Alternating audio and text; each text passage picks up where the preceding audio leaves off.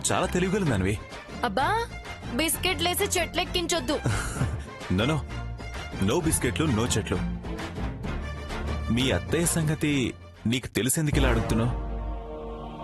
దుర్గకి మాటిచ్చానన్నావు, ఆ విషయం నీకెలా తెలుసని అడుగుతున్నాను. మీ ఇంట్లో గొడవ జరుగుతుందని, ఏమైందో ఏమో అని మీ మీద ప్రేమతో మా అమ్మ మీ ఇంటికి వచ్చిందంట. అప్పుడక్కడ జరిగింది, మీరు ప్రమాణాలు చేయడం అంతా మా అమ్మ వినింది.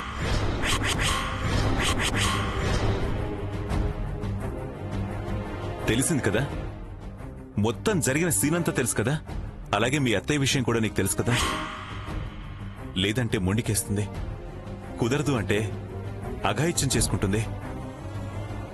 అవతలి వాళ్ళు ఖర్చుతో ఉన్నప్పుడు కన్విన్స్ చేయకపోతే పంతం విడదు. కాదని నష్టపోవడం మంచిదా, సరే అని సర్దుకుపోవడం మంచిదా? తప్పని పరిస్థితిలో తగ్గాల్సి వచ్చింది, మరో దారి లేక మాటివ్వాల్సి వచ్చింది. తను నా భార్య తులసి, తనని నేను పోగొట్టుకోలేను. వాడికి నేను అన్యాయం చేయలేను. ఆపద కాలంలో ధర్మరాజు మాట అనాల్సి వచ్చింది. ఏ అది నేరం అంటావా? నిజంగా తప్పైతే ఏదో ఓ రూపంలో శిక్ష అనుభవించాల్సి వస్తుంది. నేను ఆనందంగా అనుభవిస్తాను. దాన్ని కడతీర్చి మనం కన్నీళ్లతో బ్రతకడం న్యాయమా, ధర్మమా? చెప్పు తులసి. బావా ఊరుకో, అదేదో చిన్నపిల్ల తెలిసి తెలియక మాట్లాడింది.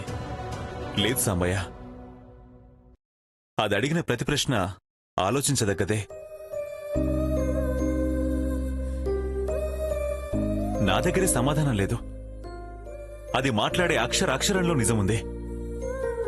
సూటిగా దాని మొహం చూసే ధైర్యమే నాకు లేకుండా చేసింది. సారీ మామయ్య.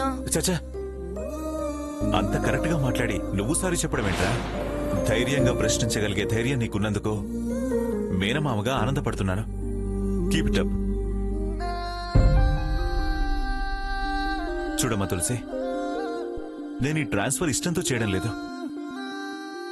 నాకు చాలా కష్టంగా ఉంది. ప్రియా నాకు ప్రాణం, నీకు తెలుసుగా.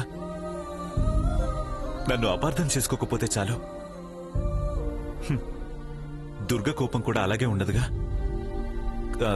కాస్త కూలవగానే సాంబయ్యను మళ్ళీ ఇక్కడికే రప్పిస్తాను. తను లేకపోతే నాకు కుడి భుజం లేనట్టేనమ్మా. ప్రియ ఎదురుగా లేకపోతే, తనని చూడకపోతే ఈ మామయ్య కళ్ళుండి కూడా చూపులేని వాడిగా మారిపోతాడు. మామయ్య తగ్గొద్దు, నువ్వు అస్సలు తగ్గొద్దు. Go head.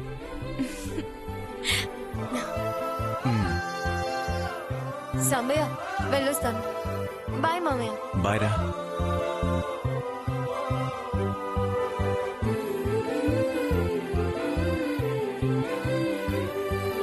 చాలా గొప్పగా ఆలోచించే బిడ్డ నీకుంది సాంబయ్య. నువ్వు చాలా అదృష్టవంతుడివి. అణుకోగల భార్య, తెలివైన కూతురు. అది నీ రక్తం బావా. అదే మేనమామ పోలికలు, నీ బ్లడ్ గ్రూపే. ఇంకెందుకు తెలివైంది కాకుండా ఉంటుంది? సరే పద.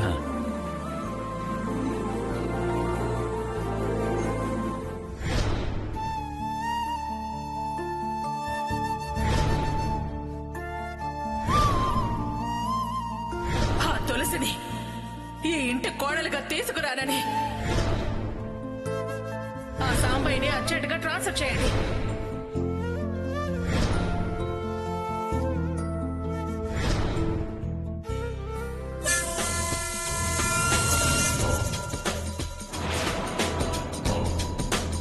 వంకొకటి వచ్చిన పని ఇంకొకటి.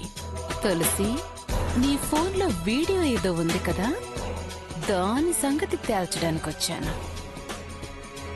నమస్తే ప్రియం గారు, బాగున్నారా?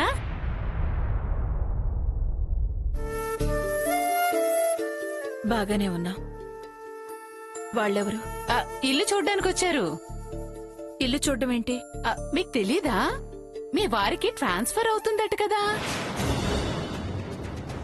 మీరు ఇల్లు ఖాళీ చేసి వెళ్ళిపోతారు, వీళ్ళకి ఇల్లు చూపించి రా అని మా దుర్గమ్మ పంపించింది.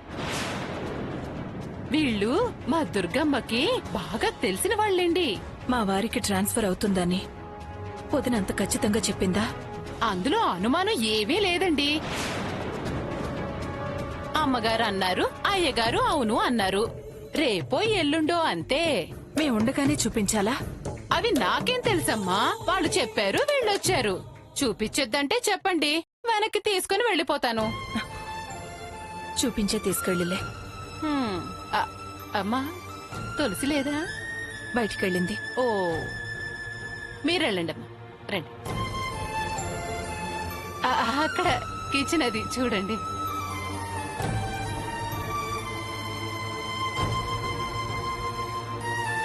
ఏయ్, నువ్వెందుకు వచ్చావు మా ఇంటికి? తులసి, దాన్ని ఏమనుకో.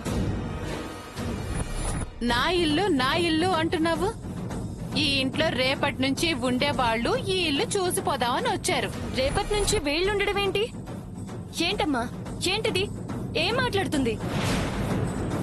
నేనేవి లేని విషయాలేవి మాట్లాడడం లేదు. మీ నాన్నగారికి ట్రాన్స్ఫర్ అవుతుంది.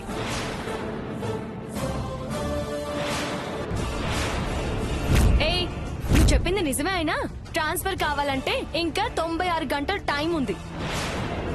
అయినా మేము ఇల్లు ఖాళీ చేసి వెళ్తామని మీకు చెప్పామా?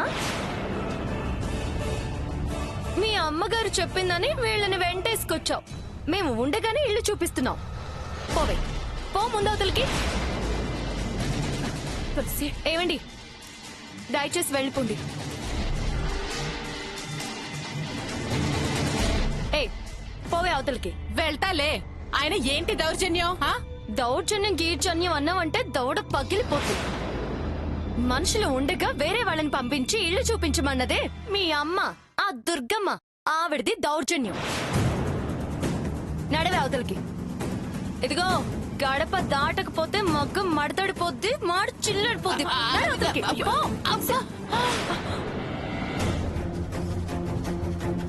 ఇదిగో, మరి ఇంత మిడిచిపట్టు పనికిరాదమ్మా. నేను మా దుర్గమ్మకు చెప్తాను. అధికంగా వాగితే రాలిన పళ్ళు చేతులు పెట్టి పంపిస్తావేళ. తులసి, ఏంటి నువ్వు? ఏంటమ్మా నువ్వు? ఆ దుర్గమ్మ పంపించిందని ఇల్లు చూపిస్తావా? కుదరదని చెప్పొచ్చు కదా. ఏంటి ప్రియా, ప్రతిదానికి ఇంత భయం అయితే ఎలా? ఏదైతేనేలే, నేను వచ్చిన పని అయిపోయింది. నన్నే తోస్తావు కదే. ముందు ముందు చూడే, మా దుర్గమ్మతో నిన్ను తోపిస్తానే తులసి. ట్రాన్స్ఫర్ అయినప్పటి సంగతి మనం ఊరొదిలి వెళ్లే నాటి మాట.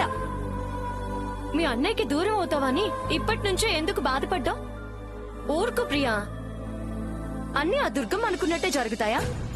మనకి దేవుడు లేడా? ఏదో ఒకటి అడ్డువేడా? మీ ప్రేమలు ఆయనకి తెలియవా ఏంటి? నాకు ఐడియా ఇవ్వడా ఏంటి? ధైర్యంగా ఉండు.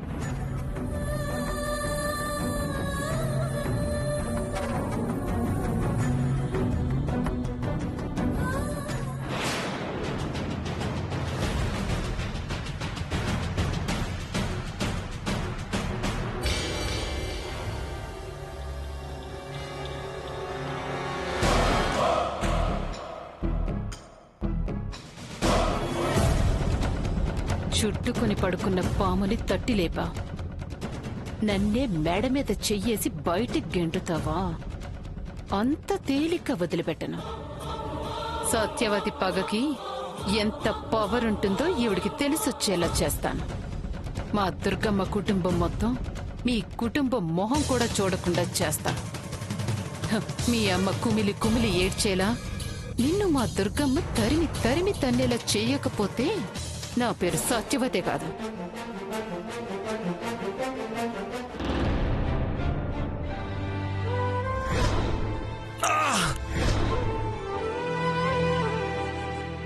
అవునవులే, తమరిది చూసే రేంజ్, మాది ఆడే రేంజ్.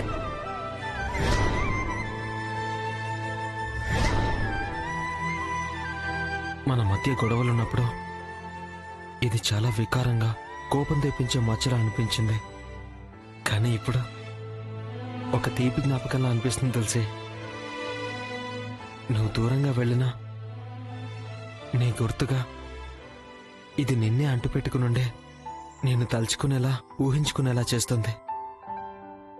మర్చిపోలేను, ఇది మర్చిపోనివ్వదు.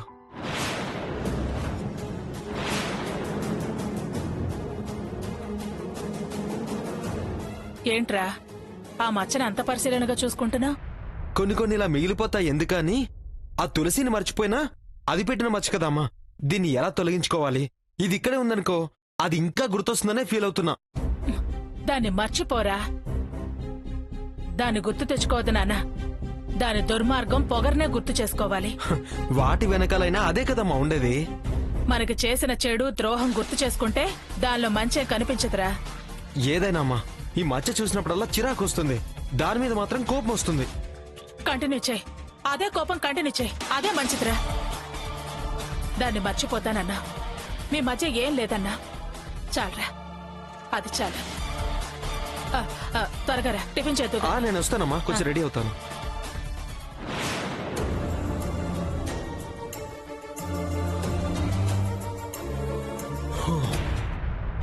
Durgamma Durgamma come here.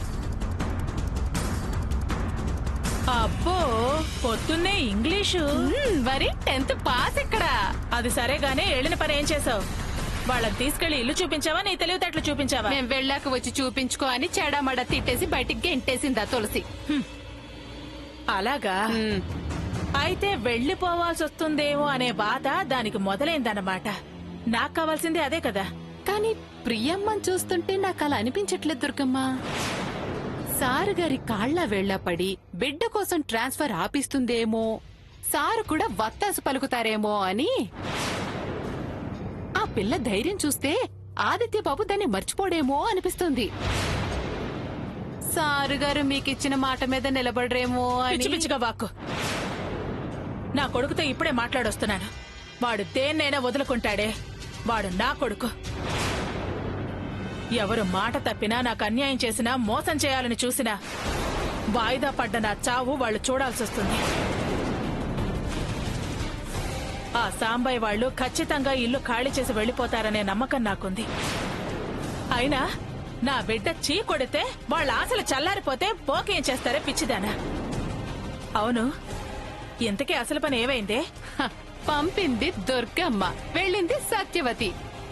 ఇల్లు వంకే కాని అసలు పని దాని మీద కదమ్మా. ఆ పిల్ల ఆవేశంలో ఉంది, నేను దాని ఫోన్ మాయ చేసే పనిలో ఉన్నాను. తీసుకండి.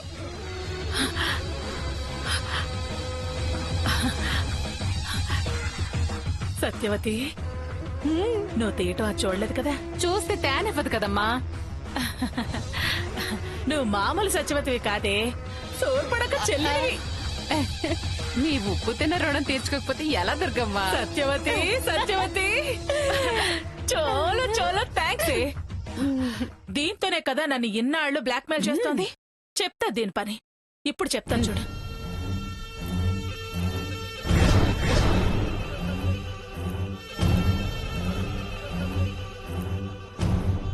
అయిపోయింది. తీసుకో, తీసుకెళ్లి దాని మొహాన్ని గిరాటేసి. ఎందుకు దుర్గమ్మ, మనమే ఉంచుకోవచ్చు కదా. ఫోన్ కనిపించకపోతే అనుమానం వస్తుంది, అది ఆరా తీస్తుంది. తీసుకెళ్ళు, వెళ్ళు, గోడ మీద నుంచి ఇసిరి కొట్టే. వెళ్ళు. పని అయిపోయింది. చెబుతా నీ పని.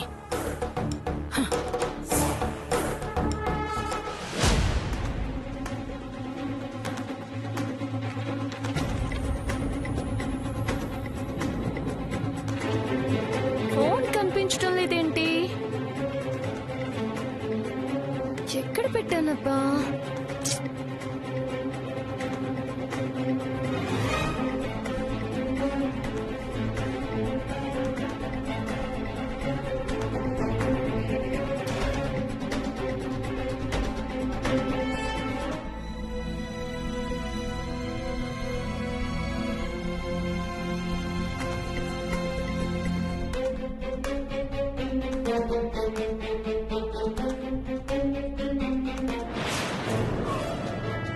ఎవరు లేరు.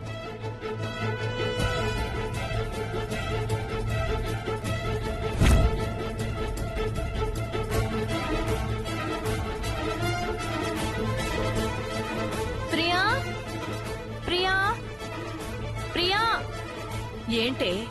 ప్రియా నా సెల్ ఫోన్ కనిపించడం లేదు. ఎక్కడ మర్చిపోయి వచ్చావు? ఎక్కడ మర్చిపోలేదు. వచ్చేటప్పుడు చేతులు పట్టుకునే వచ్చాను. రావడం దాని మీద విరుచుకుపడ్డావుగా. నిదానంగా గుర్తు తెచ్చుకొని ఓ పిగ్గా వెతుక్కో. మా దుర్గమ్మనే బెదిరిస్తావా? ఇప్పుడు బెదిరించు, తోట తీసి తొక్కి పడేస్తుంది. ఎక్కడ దొరకడం లేదే. ప్రియా, ఒకసారి నీ ఫోన్ ఇటివ్వు, రింగ్ ఇద్దాం. ఇంట్లో ఉంటే దొరుకుతుంది, లేకపోతే పోయిందనైనా కన్ఫర్మ్ అయిపోతుంది. ఇటివ్వు.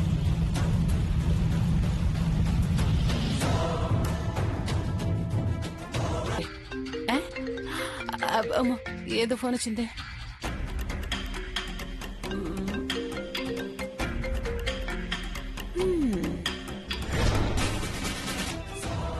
ప్రియా, రింగ్ అవుతుంది.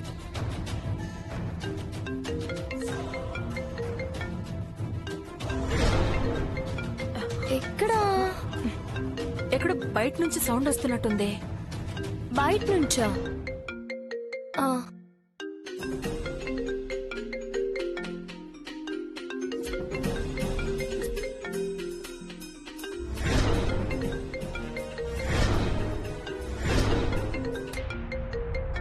ప్రియా, ఇదిగో అక్కడుంది.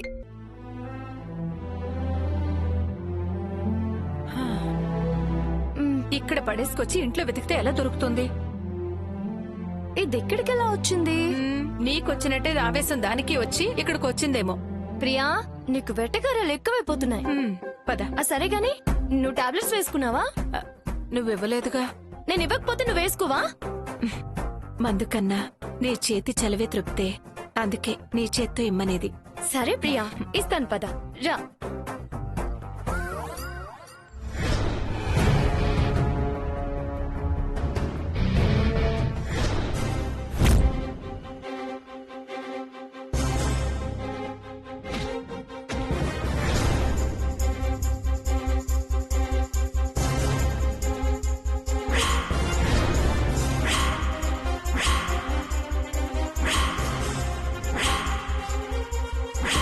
కొంచెం మీరు చెప్పండి మేడం. అలాగే, ఎలాగైనా మీరే మాట్లాడాలి. తప్పకుండా మాట్లాడతాను. ఇవాళే మాట్లాడతాను, సరేనా?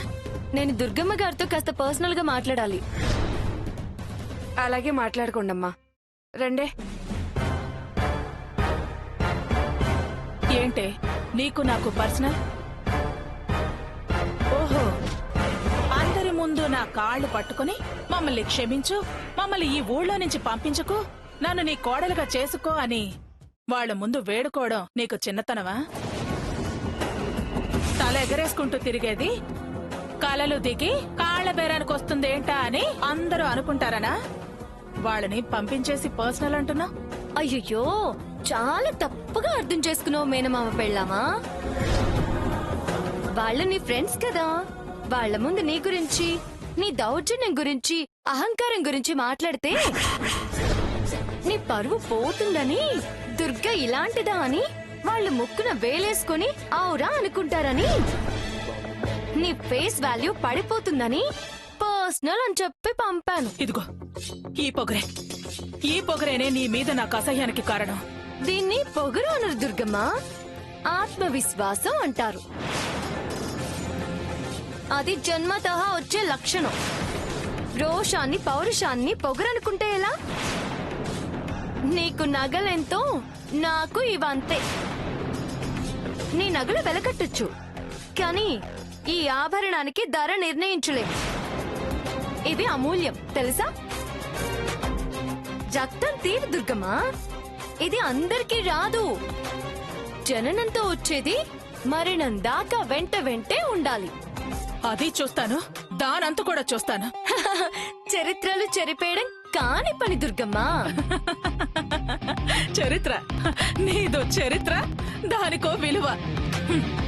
సొంత డబ్బా సోదాపి అసలు ఎందుకు వచ్చావో చెప్పు. ఇప్పుడు పాయింట్ కొచ్చావు. పాయింట్ బ్లాక్ ప్రశ్న వేస్తా. మేమిక్కడుంటే నీకొచ్చిన నష్టం, కష్టం, ఇబ్బంది ఏంటి? మామయ్య దగ్గర మాట తీసుకుని మా నాన్నని ట్రాన్స్ఫర్ మీద పంపాలన్నావట. అది డిసైడ్ అవ్వకముందే మేము ఆ ఇంట్లో ఉండగానే ఎవరికో ఇల్లు చూపించమని మీ పెంపుడు కుక్కని పంపా.